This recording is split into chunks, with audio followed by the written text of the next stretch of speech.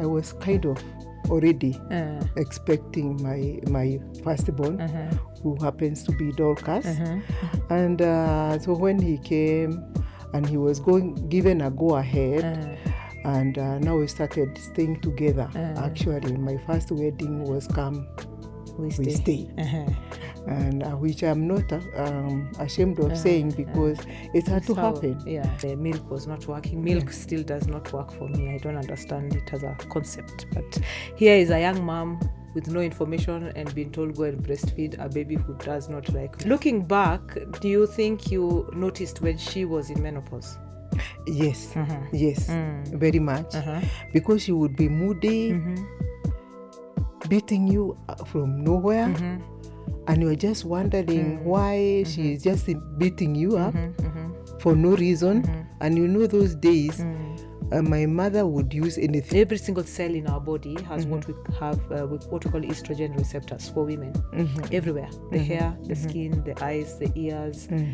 Every single part, including the intestines, has these estrogen receptors. So when the estrogen is low, then our body parts will wonder how to work, because they have been receiving estrogen to do some of the jobs.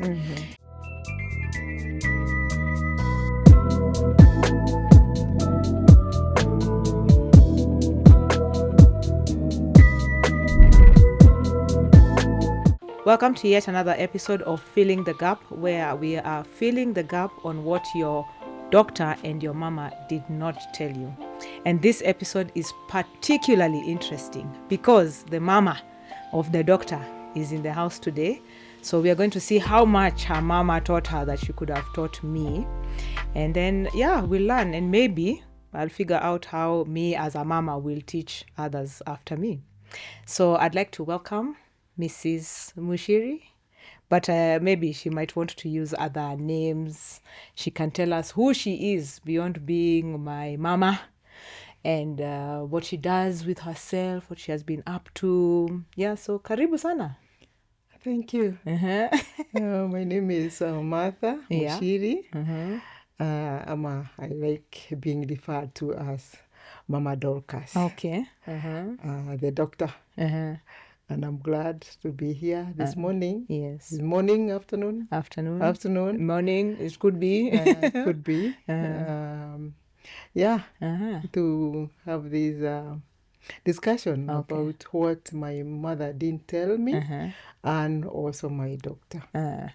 I feel like there's been a lot of things your doctors did not tell you. Yes. They've just been leaving you to go with the flow. Yes. Okay. Yes. All right. What do you do with yourself? What are you up to? Let me start off by saying I am a trained secretary.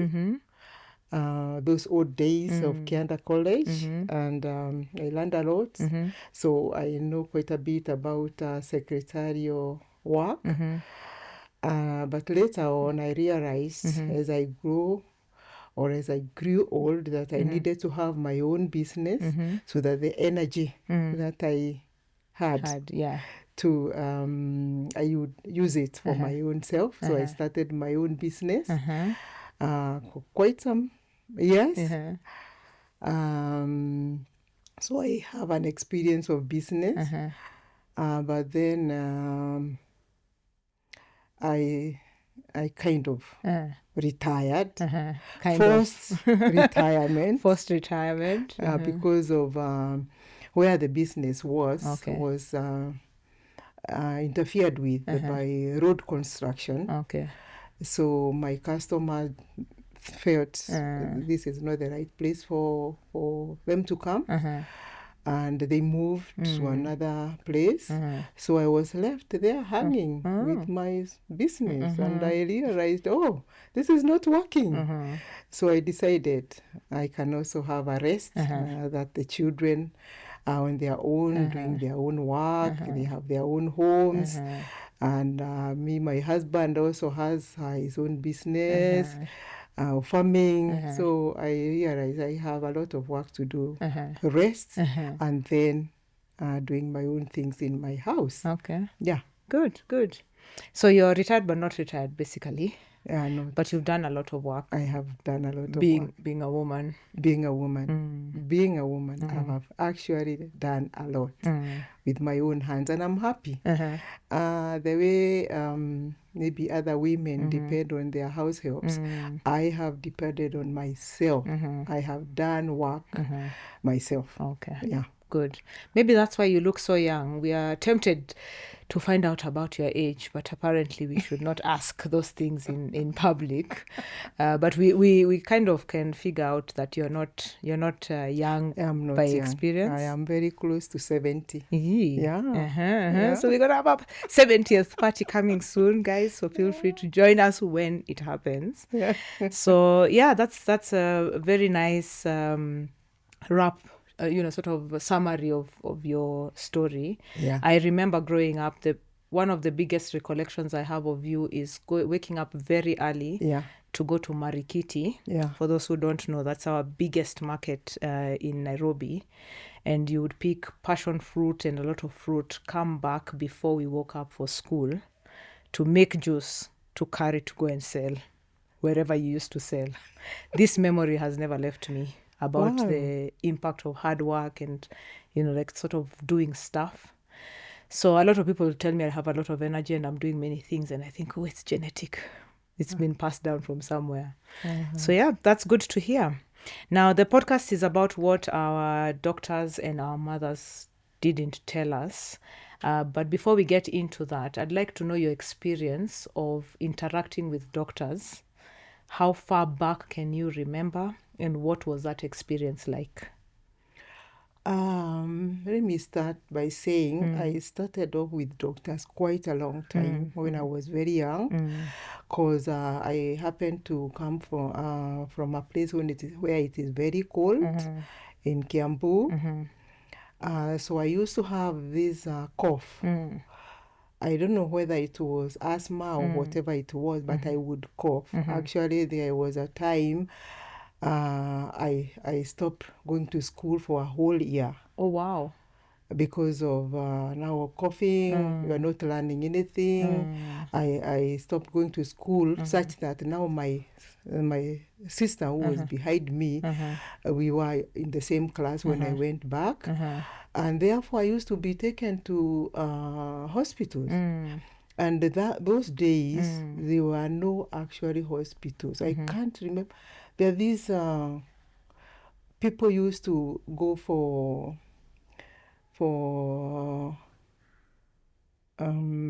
like when you want to go X-ray, exactly. That is the word that was going. The X-ray, it used to be brought in a vehicle, not going to the hospital. You used to go to a vehicle that was kind of set up. Yes, like a mobile. Yeah, actually, it was mobile. Okay. And there were particular days, like on Thursday, they would come. So I used to be taken. And I remember, what I can remember about that experience was like, this is something. You are told just to stand. And the doctor would tell me not to shake because she could.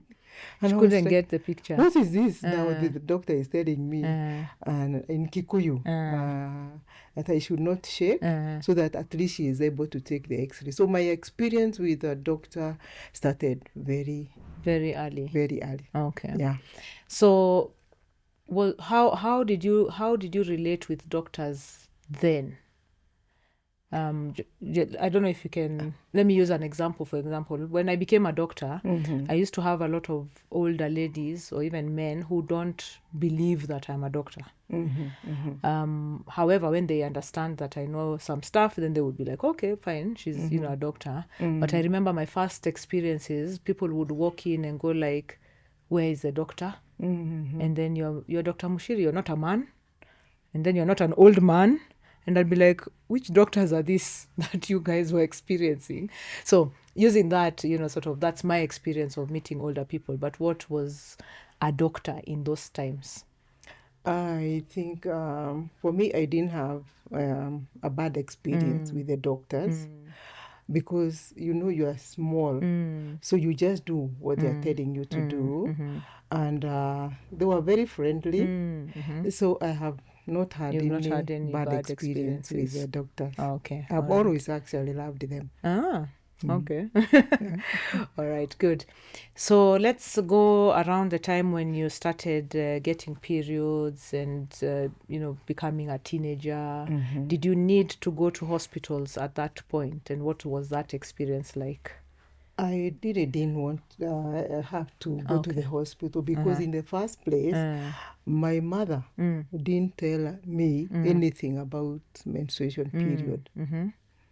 Nothing. Nothing at all until it came. And I thought I was sick. And this is a disease that you even don't want to tell your mother or even your siblings that you have this. So the very first time was chaotic. And then I started to pray. Throughout my life, I have always prayed. And I prayed that this doesn't come back again. So for 3 months, it didn't come, fortunately. God had your prayers for 3 months. God had my prayer for 3 months, and I was thinking within those 3 months I was like, oh, he really had my prayers. Sorry, guys. Because I was raised up at some point by my grandmother, and she used to pray a lot. So when I prayed, God has had my prayers for 3 months. It didn't come. Then all of a sudden, it came back. It came back. And I'm like, I thought, Scott, you had my... It's there. And then that is the time now I realized, because my mom, I could not... In fact, I can't remember a time when I told my mother what I was experiencing. Because I was afraid she could beat us. She used to beat us anyway. So she would have a new reason to beat you. Maybe she would beat me, or even it was traumatic. Difficult. But there is a girl. I'm talking of primary school. So there is this girl who she had not experienced, but when she experienced, the mother told her and explained to her what it was. So she is the one who came and told us it is very normal. Don't worry, it will come, and that's a normal thing. Yeah. But my mother never told me anything. And you were not talking about it to her as well. Yeah. And your friend was sort of your classmate or your colleague is the one who was teaching you about these things. Yeah. And it was very painful. I remember very well. And I'm not going to forget, even when I am 100. The pain. Because even if you cooked meat, I could not eat. That thing, I cannot even explain what it was. Very painful. Not hours, a whole day. It would ease off the following day, and the meat now has been eaten. So so you'd miss the party of the... Oh dear. Yeah. Oh dear. I can see why it was traumatic. Because I like meat. The imagination, the thought that I would not eat meat for a day because of the pain. Yeah, because of the pain. Yeah. Some vomiting. It was but at least great. Now, when this classmate told us about it, at least I knew it would come and then go. Okay. Yeah. Okay. And then I would wait for the next month. And I knew for sure the same experience would come. You don't want to talk, you don't want to eat, and your mother is now giving you jobs to do. And in fact, those days there were no pads. You would struggle even what to wear. It was traumatic. Yeah. So for us in 2026, let's just take some time to think about the privileges that we have in having menstrual products. The girls around the world who are still struggling with even just getting basic menstruation products, and it's very expensive. So we recognize the need for first the education and also the availability of proper menstrual products for girls. For our audience, when the period starts, especially for the young ladies, it doesn't start, and it's very rare that it will start and continue coming regularly. So your experience is not abnormal, that it starts, sometimes it disappears for even a year or two before it comes back, and then regularly. So your experience, whilst you prayed, I want to say, was not God answering any prayers. It is normal that the period disappears when it first comes and then reappears a bit more regularly. Good. So then you've had this very, sort of disorienting experience, and you've had periods, and you've come, and now it is time to get babies. Yeah. Okay. What information did you have, and did you have any information about preparing to become a mom and then being a mom? And if you did, where did you get that information from? I really don't think there was any information or the expectation, because it was during our time. It was not that you need to meet with a man, kind of a taboo. So preparation of now becoming a wife or a mother was not there. I just found myself in Boom. I'm there, and because he's there, you are there, and but I still thank God that my so-called boyfriend decided to come home with my younger brother. So I was like, this is a younger brother. Now bringing this older man home. And when he came, I was like, I was kind of already expecting my firstborn, who happens to be Dorcas. And so when he came and he was given a go-ahead, and now we started staying together. Actually, my first wedding was we stay.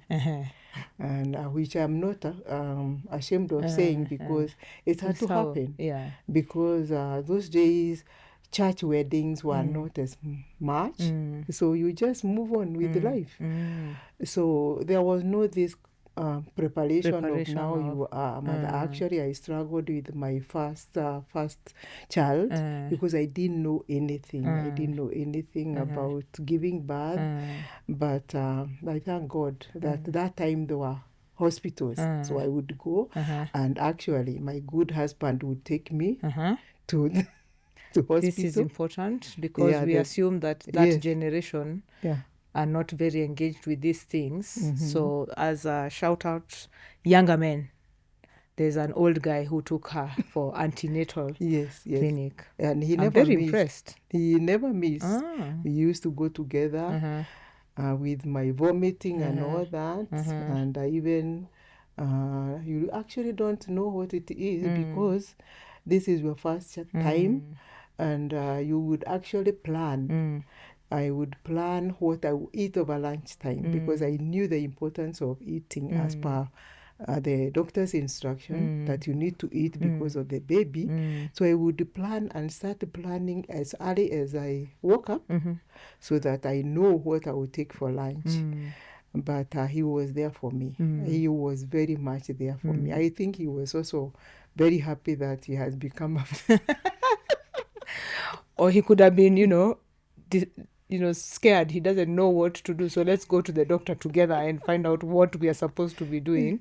But that's really, and I emphasize this a lot, that I like to see women with the guys. Even if they're trying to conceive. We have a lot of women who come to the clinic by themselves when they've been trying to conceive. And I go like, this is a job of two people. It needs a man and a woman. And pregnancy as well is very difficult for a lot of women, and men have a role to play in supporting the moms when they're pregnant. It can be quite difficult. Some people can be hospitalized, and you need the support. So shout out to Mr. Muchiri. Well done. So your experience with, it sounds like you've had good experiences, even now coming to delivery and things like that. How much information did you get when you were going home with your brand new baby? To you went to learn? To be honest, I got the baby, and he even came when I was in labor. Actually, he saw the baby coming out. He was there, and my experience was that now I even didn't know after this baby, what do I do with this baby? We are going home. I was so confused that I was told to go after either 3 months or so. But the third week, I was back with my child to the hospital. Why? Actually, either I didn't hear that I was to go back after 3 months or so. So me, when I had, it's like I had 3 weeks. So in 3 weeks, we were very much busy going back to the hospital with our child. What did you do? Or what did they do? I'm trying to think They in 3 just weeks. realized because they had the records. Okay. So we were told to go back and then go back again, go home, go back home, and then go back after 3 months. Okay. Yeah, but it was quite an experience because now there's this baby who didn't even sleep.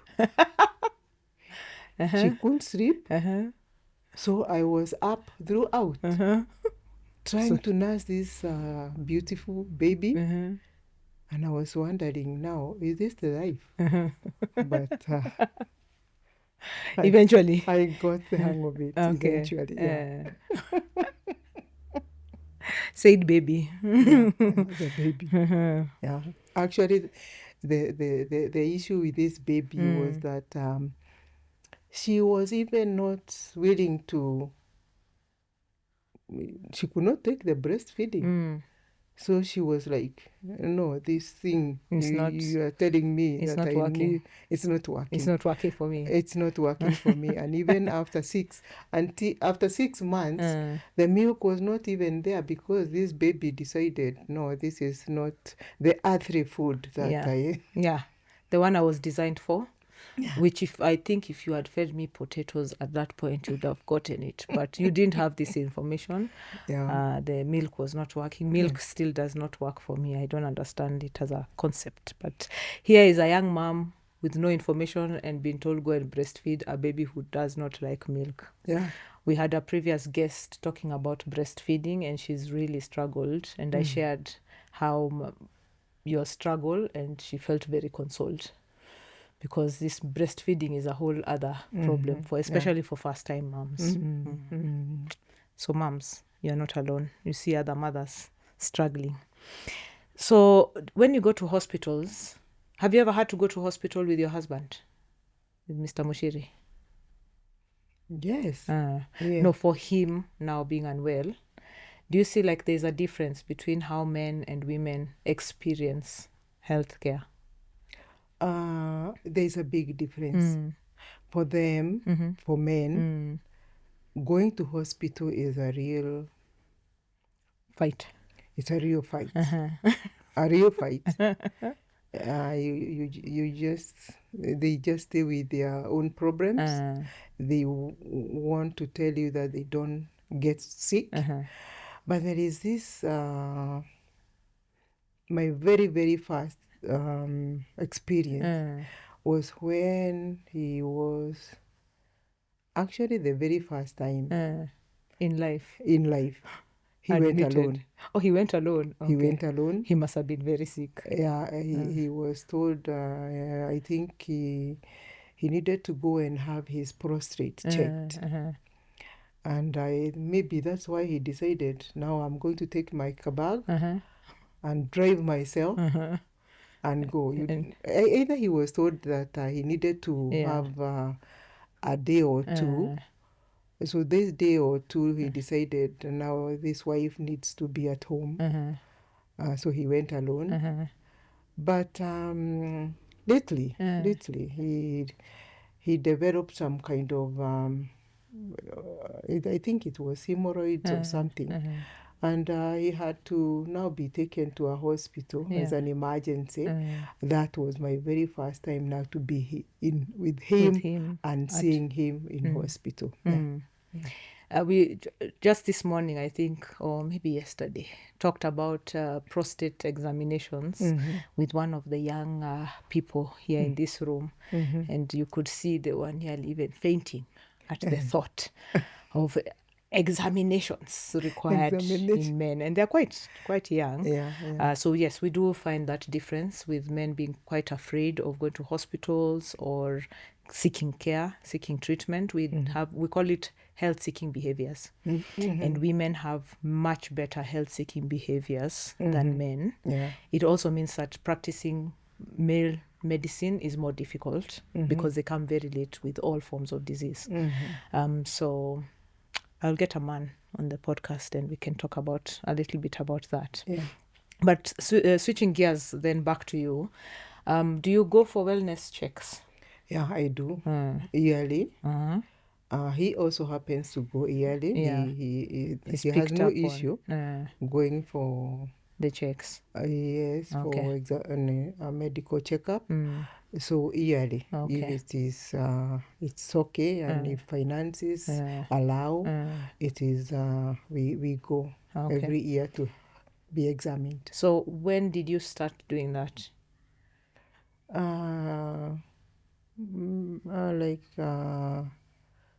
Even before 2000. Okay. Yeah. Okay, so you've kept it consistent. Yes. That's probably 20-something years. Yeah. Okay. All right. Good. Would you recommend this as a way of life, having wellness checks? Yes. Okay. Yes, it is very, very important because, like I say, if you have breast examination, you get to know if there is anything. In advance. Yes, in advance. There is also like a cervical examination, though painful. Those, I hear now they are changing those gadgets that they use. Gadgets is speculum, my good friends. In the time when you guys were having those, they used to be gadgets. And they were not very pleasant. Metallic, cold. Very cold. And then even the positioning, that one can actually put one off. But we survive. We encourage cervical smear screening. That one is very, very important. Very important. For the breasts, checking, it can be a bit, because especially for those ladies like me who have small breasts, and then you are squeezed, I'm trying not to laugh at you. And you are short. One, you are so short, and the breast is small. Very small. So it's very squeezed, and then you think you have done, and then you have to, let us start from top. And so what she's describing is a mammogram. For younger ladies, examination of the breast is done with an ultrasound. And ultrasound is waves of sound that are translated into a picture. We do that for younger women because the breast in older ladies changes in the way that it looks and becomes more difficult to see things outside. When you're getting older, the breast changes. So maybe this is a call actually to the producers and manufacturers of mammograms, because I don't think they have considered height, short women, and women with small breasts. Exactly. Because the mammogram is a machine that has two plates, and the plates have got to come together onto the breast and then take the picture. So if you have a tiny breast over here, you have too much work to try and get the whole breast into those sort of plates. So if you're a health innovator, manufacturer of these machines, thinking about it's something small It sounds like small things, but yeah, considering all our populations and how we do screening. If you haven't had a mammogram and you're above the age of, I believe it should be 40 or 50, depends on the countries, please have it checked. The reason we talk about breast cancer, it's the highest cancer of women across the world, even though it may not be the biggest. So it is the highest and the biggest killer. Cervical cancer takes longer, but it also then kills, and it is more in where we live is sub-Saharan Africa. The highest burden of cervical cancer is in our part of the world. So that's why we also advocate for cervical cancer screening. So now we've talked about wellness and all these fancy things that we check, and you're looking good and gorgeous. But I presume you're in menopause. The age you described there, coming on to 70, you must be in menopause. Yes. Do you know what menopause is first? Let me be honest and say I didn't know what it was until my daughter told me what it was. I was just sweating, and she noticed, Mom, you're sweating. Do you know why you are sweating? And then she mentioned something like menopause. That was the first time I heard about menopause. And then I later realized it's not just me. I thought I was alone in this menopause business. And then I was told women go through that menopause. It's a part of life. And I decided when you told me about menopause, it took me back to when I was giving birth, my first birth. I could hear stories of women hating their husband and not wanting anything about men and all that, some smells. And I decided, I think God has always been there for me, much as I prayed about the periods. Because I said, why would I hate people? I took it positively. So even menopause, I have learned to take it positively, and that has really helped me. I have heard many women saying when they are 50, they resign. And I kept wondering, why? Why are you resigning? Where are you going? Where are you going? I think they were ashamed of the hot flashes. I actually didn't even know before you told me about hot flashes. I didn't know what it was. But now I know they are hot because it is not continuous. There are some things, it just comes. And then all of a sudden, I also realized before it comes to the face and you sweat, it has already gone from the tummy. Mine starts from the tummy to the legs. So by the time it's flashing and I'm sweating, already the process is gone. But I realize it's the way you take it. And that is one thing I would like to tell women who are not there yet. Take it positively, because for me, it has worked. Yeah. Okay. So your mom didn't tell you about this menopause? She didn't tell me about periods. Where was she to tell about menopause? About menopause. Looking back, do you think you noticed when she was in menopause? Yes, yes, very much. Because she would be moody, beating you from nowhere, and you're just wondering why she's just beating you up for no reason. And you know those days, my mother would use anything. That is in her path. Yes, including moiko. I remember there was a time she threw moiko to my brother. It just missed him and hit the wall. And it just broke. And I was like, what if it had caught him? Yeah. So she was moody, and I think we didn't know what it was. Now looking back, I assume it was menopause. She was in menopause. She was in menopause. She would also sweat. she would pass on gas. I don't know whether gas has anything to do with menopause, but we could see she was looking back. I think you can see the symptoms. Yeah. Okay, all right. Yeah. Interesting. Yes, because a lot of women don't recognize the symptoms. First, they're not primed or prepped to know that it's coming. So I think my generation are much better placed to know that it's coming and to watch out for the symptoms and the signs. But if you don't know what it is, then you will not be able to pass on that information to someone else. But also dealing with, like what you've described is the mood swings that come with menopause, and they can be very, very erratic. And sometimes people can even be labeled as mad.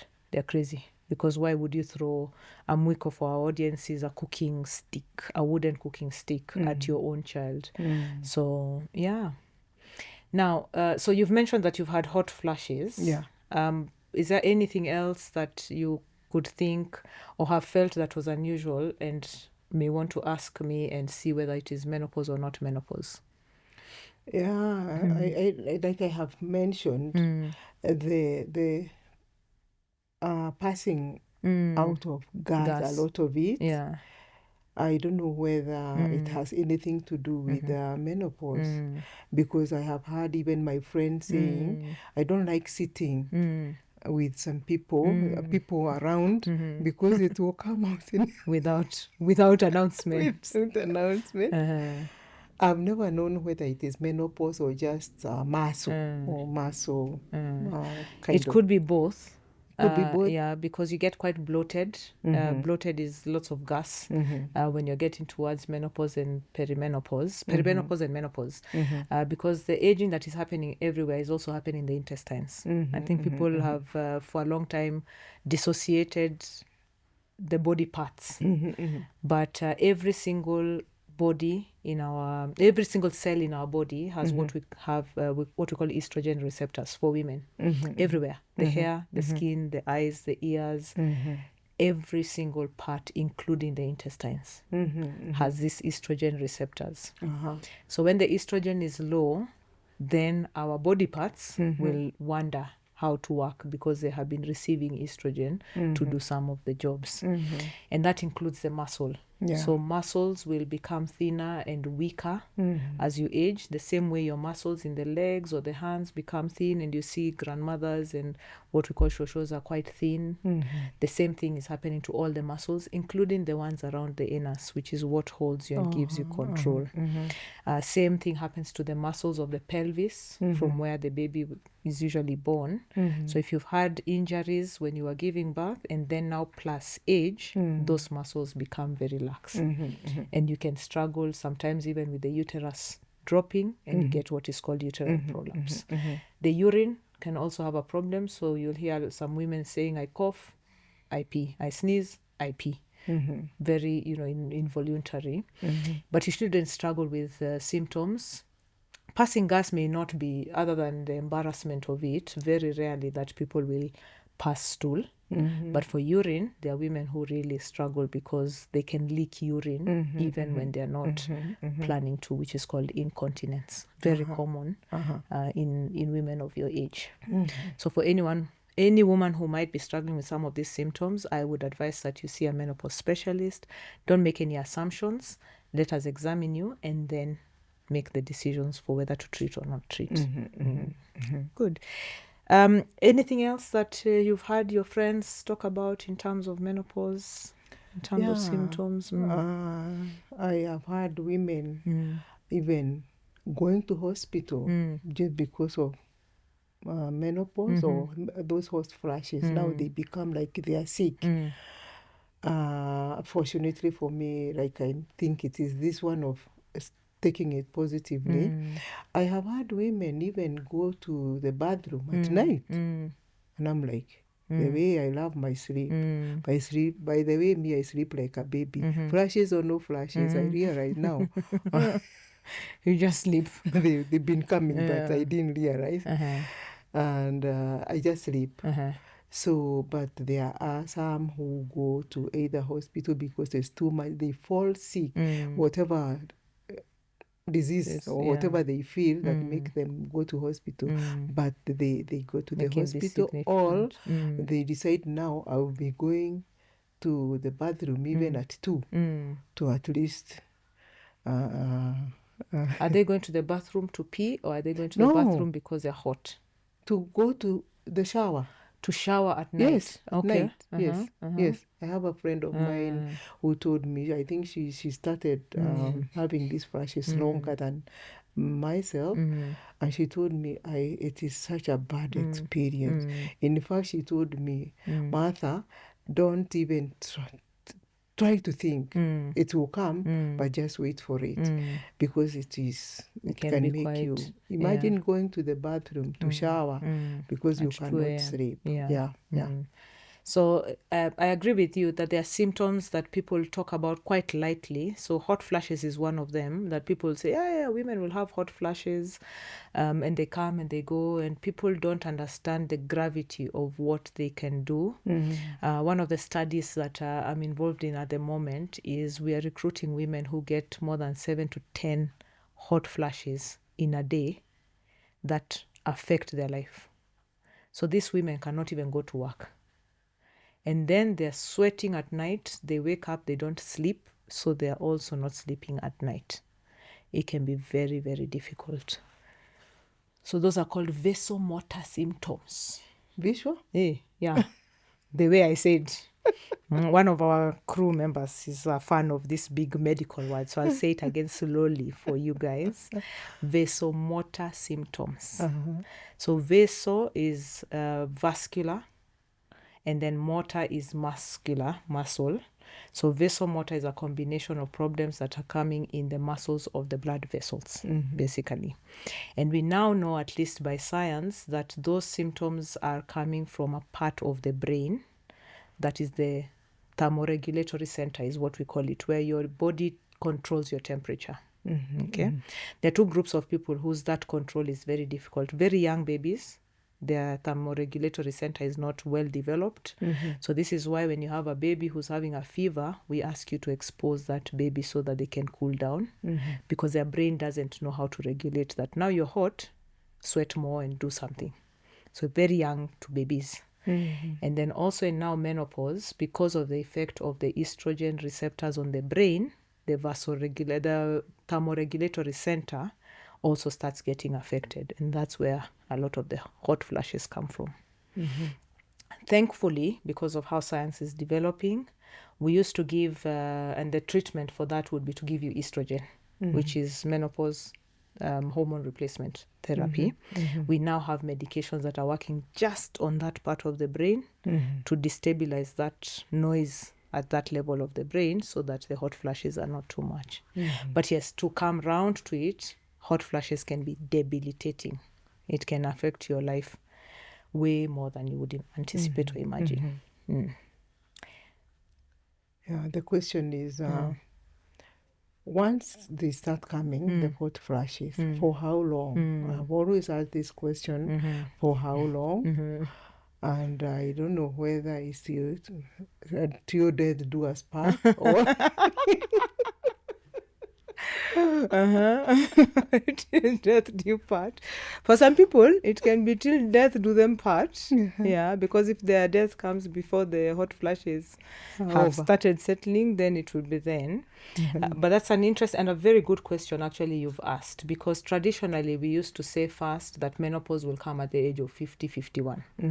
This figure is not for everyone. African women and women of African descent will start having problems much earlier than the age of 50. So that's number one.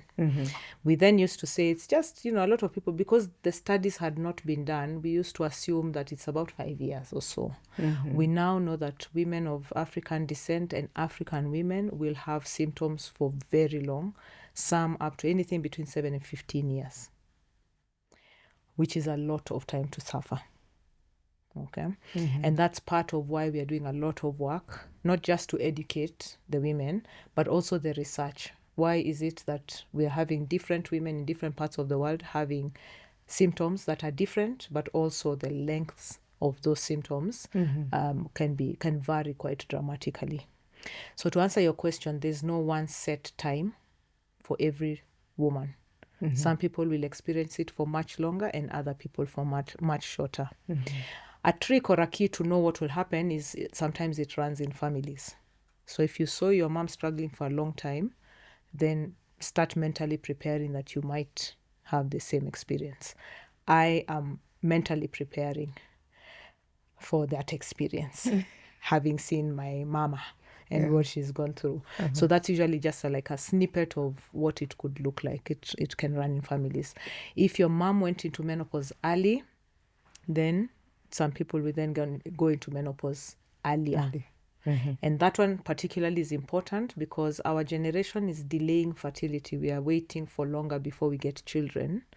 And a lot of my clients will come too late to get children because they have gotten into perimenopause and menopause before they've started to get children. Whilst your generation got your babies much earlier and you may have gone into menopause earlier, but you already had your children.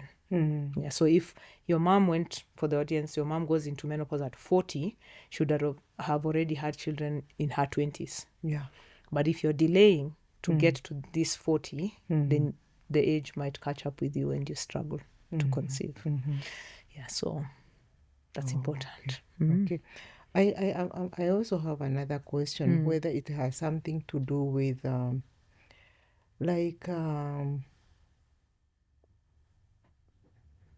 whether it has something to do with something you are anxious or you are panicking about something, and all of a sudden you are very good and you are okay, but maybe something happens and then you feel like a shocker or something, and then it comes. Could it be? Is there any relationship with Yes. feelings? So menopause and perimenopause particularly induces anxiety. And some people get a lot of, they say that they feel like something bad is going to happen, but they cannot, they don't know what it is. It's a feeling of something bad happening, not that something bad has happened. So that's anxiety. That's different from when the heart beats fast, which we call palpitations. The palpitations can feel like anxiety because your heart is really beating. And I think I remember my grandmother, your mother, talking a lot about her heart always just beating, and she can feel it beating really fast. That's palpitations. Palpitations can induce that feeling of anxiety. But there's a third category of women who have had mental health problems before. So either they were anxious before, or they were depressed in the past, or some family history of mental health illness. When they get into perimenopause and menopause, it can get worse because the hormones are very unstable and the hormones affect the brain. So if any of these things happen, I would normally say, see the doctor.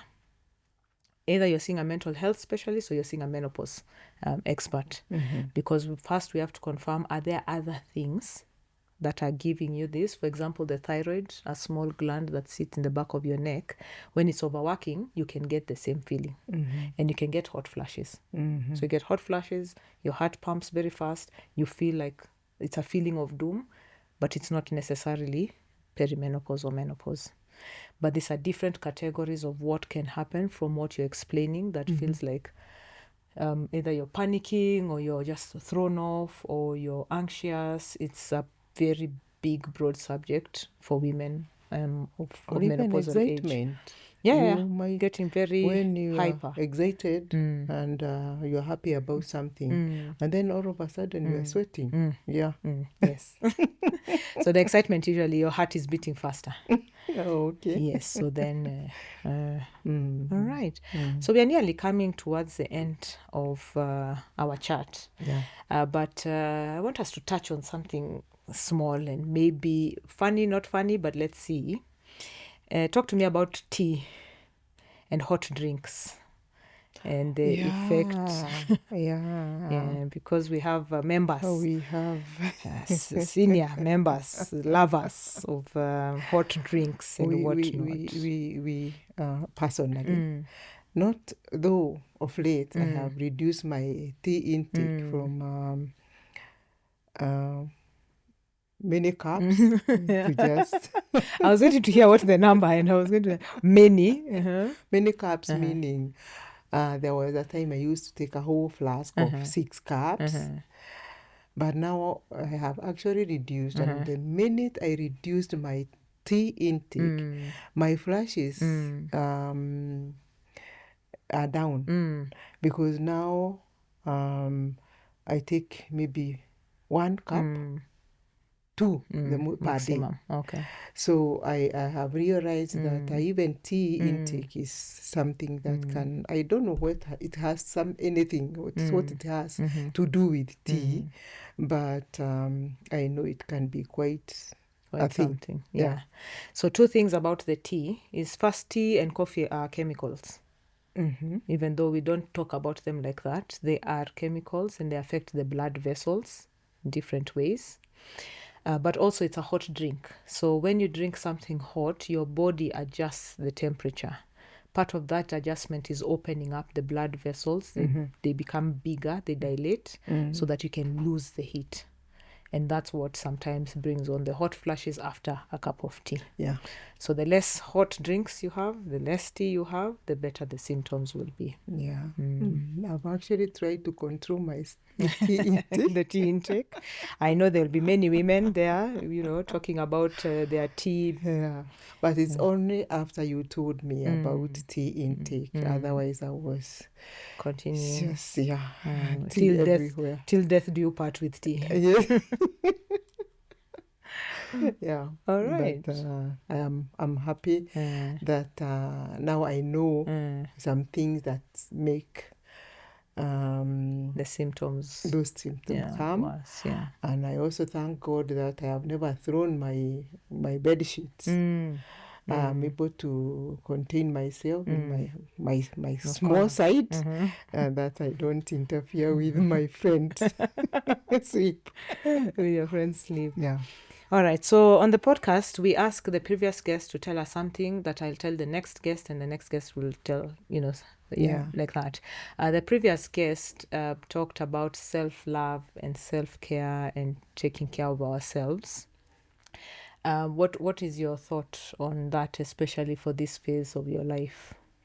About self-love, taking care of ourselves. Yeah. She said she's and she added that the younger people also have something to teach your generation. So that's what she left for the next guest, who she didn't know was you. So what would be your comment for that? And then you will tell us what I will tell the next guest. Yeah, self-love. Even in the Bible, we are taught to love ourselves so that we are able to love other people. So it is very important that you love yourself. Have time for yourself. These days, what I do is I anytime I feel like I don't want to do anything, whatever important, even when I am cooking chapatis, it is better I just switch off the gas and I just go and rest. That rest gives me time even to now have that mood go and making me love myself.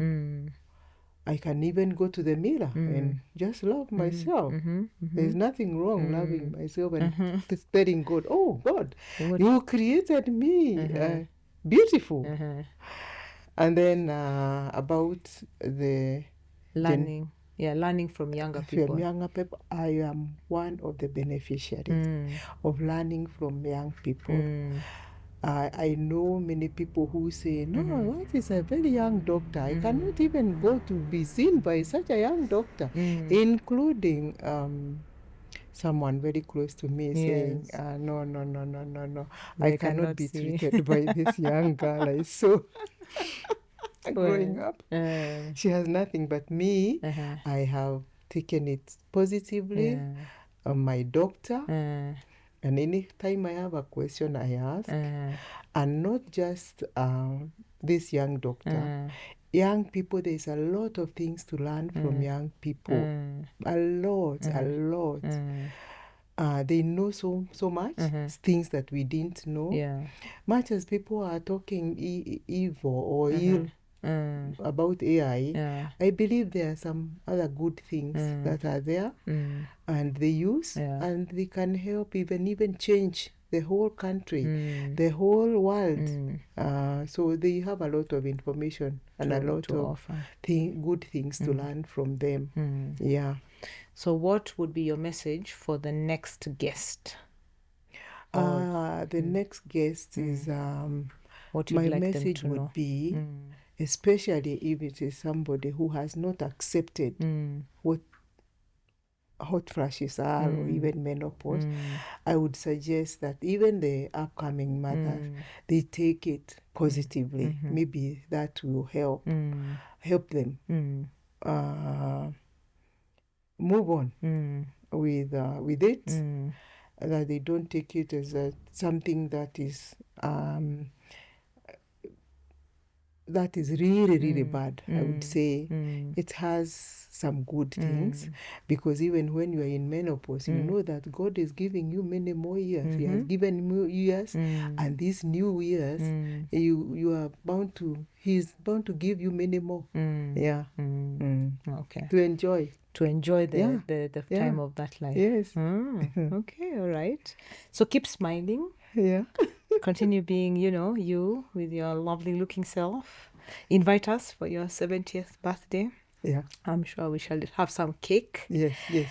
And then in another time, we may have you on to give us some more wisdom. Yeah, I will. All right. Most welcome. Okay. Yeah. Until then, this has been Filling the Gap podcast, where we seek to fill the gap on what your doctor and your mama didn't tell you. I hope you've seen that my mama also, there were things she didn't tell me, and we've learned in this journey together. So if you found this useful, please click like, subscribe, share with your mother, your doctor friends, your everyone. Fathers, as you have heard, there's been some information there about the men. And we hope to see you soon on the next episode. Thank you very much.